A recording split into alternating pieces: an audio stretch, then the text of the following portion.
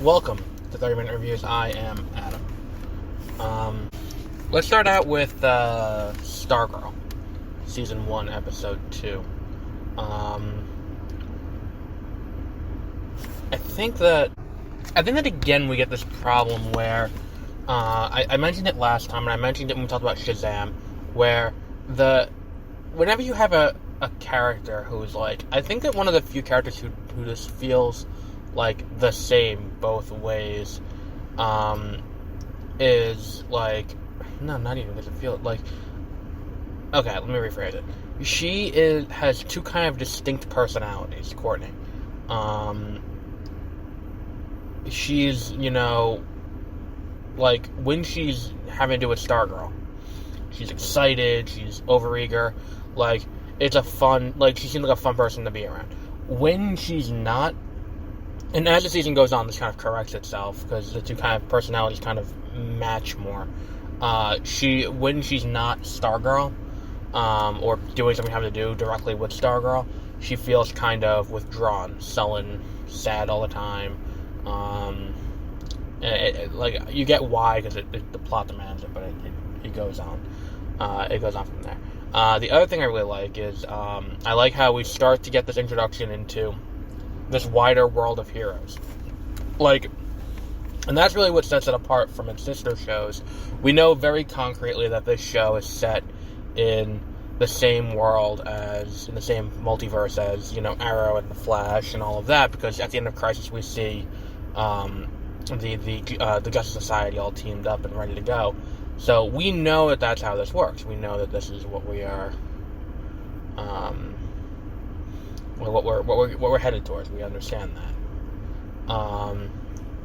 and I think that it's interesting, and it kind of sets itself apart from the other shows, where it's like the heroes only started appearing recently on Earth Prime. It's kind of a recent thing. I mean, now that there's a new timeline with the convergence of all the worlds, where it's like Superman existed before, before anyone else, kind of, because, like, child Kara met him, so you kind of get it, and you see that there's kind of more heroes, and it wasn't just the Green Arrow was the first, and then Barry gets his powers and is inspired by Oliver to be a hero too. That's still one of the best moments of the pilot of The Flash, is when we hear the narration, and then we see the narration as he went to Star City to talk to Oliver, and that's how the best moment of it. And it defines Barry as a character from there on out. But here we have this world where heroes, the age of heroes already happened, and we understand that the heroes are already here. The heroes have already had a massive impact on the world, and there have already been these cataclysmic fights between heroes and villains. So it all kind of makes sense, and we all kind of allow it to happen. But that's one thing I really like about this. And I like this thing where it's like all the people have like the kid version of the villains, where it's like, the kids are all the heroes. I'm getting ahead of myself. The thing is, I've watched this several weeks ago, and I'm up to date, and I'm keeping track of where we are in episode 2, which is when she gets her first confrontation with Brainwave. Or her second confrontation with Brainwave, when Brainwave threatens to give her mother an aneurysm. And that whole way that they, get along, the heroes get recruited in later episodes, but like, we see like this, the new generation versus the old guard of the villain. It's a really interesting dynamic that's kind of never been done before. So like I said last time, if you're not watching Stargirl, definitely watch Stargirl. Finale is next week, I think. What was the other thing I wanted to talk about? Let's start with Doctor Aphra, the new Star Wars audio drama that came out last week. I, for the most part, like it. It's an interesting story. Aphra as a narrator is pretty interesting. We talked a little bit about an unreliable narrator with Bonds of Brass a few weeks ago. I'm sorry, my nose is running for some reason. We talked about it with Bonds of Brass a little bit, where it's like, when you have an unreliable narrator, we don't know how much of what they're saying is true. And Aphra is kind of that person, but you can tell from the way she talks out of the gate that, like, we can't really trust this because this is a first-hand account of what happened, and it's going to make her look good. She kind of glosses over what doesn't make her look good, or she just flat out wouldn't say it. Because it's like if you were asked to tell a story, like, if someone was, coming after you and, going to kill you, and you were telling the story, you wouldn't say, well, here's what I did wrong to do it. It's like, no, he's completely in the wrong. And that's human nature. That you wouldn't do that, because you don't want to, you don't want to admit that you're at fault. And that's just a thing that everyone does. That's not that's not a weird thing. But that's something you gotta take into consideration when you listen to it. My bigger issue is where this fits into the established canon and also Aphra's mannerisms. Kind of, not her manners in terms of how she talks, or the fact that she's got a little bit of a motor mouth on her, or like anything like that. I like that. I have no problem with that. It's just, I feel that a lot of the vernacular she uses doesn't feel like it belongs in Star Wars. And what I mean by that is I've heard people talk about writing Star Wars. And when they talk about writing Star Wars, they talk about the dialogue. Because it takes place a long time ago in a galaxy far, far away, it's very easy to avoid using, like, not necessarily idiomatic expressions, but, like, referencing things in pop culture. And, like, talking about things like that. Now, at one point, the thing that really took me out of it, and this being a Star Wars book, this should matter, I feel like, is she made a reference to, like, something that you would see on Chopped, or, like, a cooking competition show like Iron Chef. And I was like, that doesn't feel like something you would read in a Star Wars book. And that's number one. Number two is, full disclosure, I have not read the Darth Vader comic that was just relaunched and is now on issue 3 with, where now Vader's teaming up with Sabe. Before it was relaunched, it took place between episode 4 and episode 5 and told the story of what happened in that time span. Now, that received some flack for having Luke face off against Vader in that comic. And I kind of understand why that flack would exist, because it's like the impact of Luke's first lightsaber duel and him getting beaten down so badly to Vader because he charged headstrong into it when he was told not to is kind of diminished when he does the same thing prior and it kind of works out. It's the same thing when in Solo you have the Han does the right thing in the end for the birth of the rebellion, which kind of to an extent undercuts his his character arc in in A New Hope, in Star Wars. His entire character arc is that he comes around and does the right thing because it's the right thing to do. And when you watch that movie the first time before seeing Solo, it's a surprise, because that's not what we've seen him do. He's always about one person, me. That's all he cares about is himself. So then when he, flips the script and comes back at the end for no monetary gain and saves the day, that's a big deal.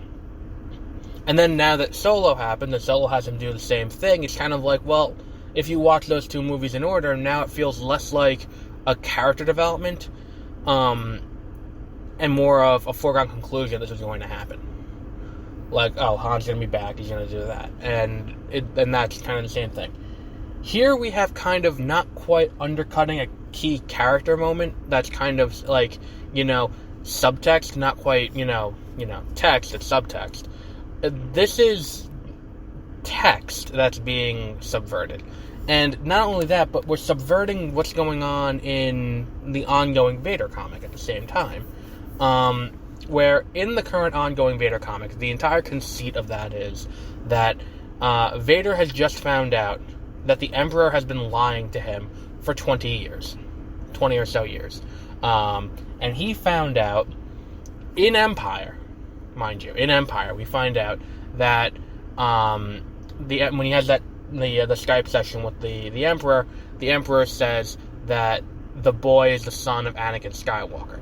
We as an audience watching it for the first time don't know that Anakin Skywalker and Darth Vader are the same person, but that's something that shakes Vader to his core. And then Vader confronts Luke, and Luke and Luke's, when he tells Luke this, and Luke would prefer death to joining his father, that shakes Vader. This whole thing is about, and now the comic is him coming to terms with that and finding out how far people knew and who lied to him, and getting revenge on those people.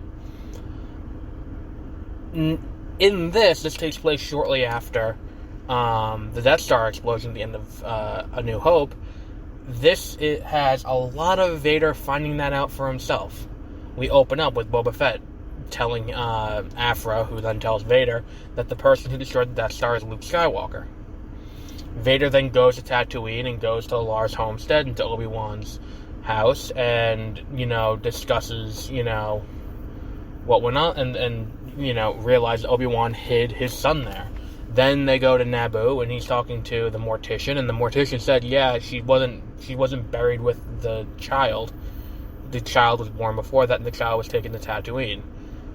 So, at this point now, going into Empire, where he finds out for the first time that, he's that his son is still alive, and that the Emperor knew.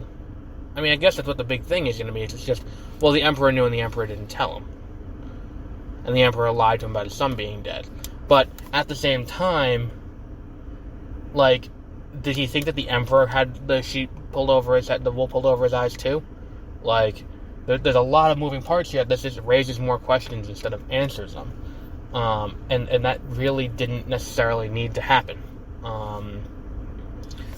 You could have done a similar thing where it's in an effort, because the whole thing's about Vader proving himself, because the Emperor blames Vader for the destruction of the Death Star. So Vader, to prove himself, is going out there and, trying to find who did it, I guess. But, it feels weird. It feels weird then that, Vader finally gets to Hoth, and, even Aphra had that big tie-in event, Destination Hoth, and even Aphra tied into that, and we're not at that point.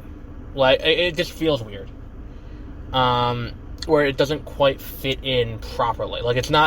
It's not proper, it's not the right puzzle piece. It's kind of the right puzzle piece, the picture kind of matches, but the piece doesn't quite fit, kind of thing. But besides that, it's very well acted so far. From what I've heard, I'm enjoying it very much, and I just don't think that I that one minor problem is the only thing that I have with this is that it doesn't quite fit in properly, and that's one of the big things. It's if you're I know that arguing about canon is something that you get shit on as a fanboy for, but to an extent, what we're looking at here is a narrative long-form story. And that's what Star Wars is. It's a narrative long-form story. Starting with soon-to-be the High Republic, and then moving all the way to the end of Rise of Skywalker. It's a narrative long-form story where we tell the story of what happened in this galaxy a long time ago, and far, far away. If this doesn't quite fit in properly, it's just kind of strange, where it's I think to an extent we can chalk up most of what happens here that doesn't quite line up with Aphra being an unreliable narrator, but it's good. I mean, Aphra as a character, she's very endearing. I love her character. I love the two homicidal droids that she's palling around with. It's like Bones from Aftermath, but better. It's just, if you haven't listened to this yet, you can get it anywhere. Last week we talked about Sandman. Sandman was only on, Sandman was only on Audible. This you can get wherever you get your audiobooks. You can get it on Audible. You can get it on, you can probably get it on Libby even, for free. You can get it on, iTunes, although it's available in your country. But definitely check it out. We'll wrap up there for today because we're nearing 15 minutes. Next week we'll be back with a real movie. We're going to go back to doing real movies next week. I'll tweet out what movie we're doing. I'll do another giveaway. We'll get back on track a little bit. And until then, have a great rest of your week. We'll be back next week with another episode, another book. hopefully, or another video game, and another episode of Stargirl. So until then, have a great rest of your week.